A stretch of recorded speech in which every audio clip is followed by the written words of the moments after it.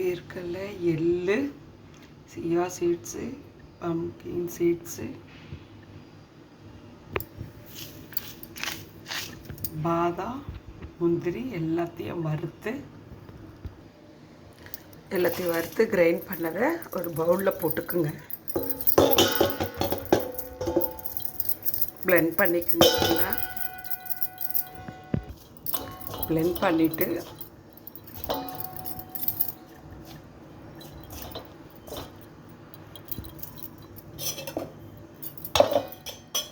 கொஞ்சம் நாட்டு சர்க்கரை போட்டுக்குங்க. கொஞ்சமாக ஒரு 2 ஸ்பூன் ஹனி போட்டுக்குங்க.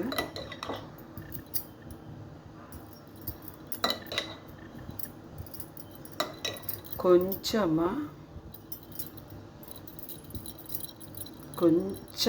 நெய் விட்டு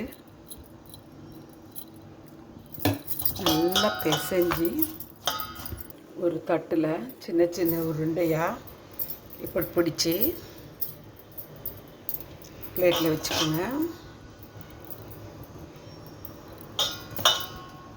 ஸ்கூல்லேருந்து வர பசங்களுக்கு இது மாதிரி கொடுத்தா ரொம்ப நல்ல ஹெல்த்தாக இருப்பாங்க.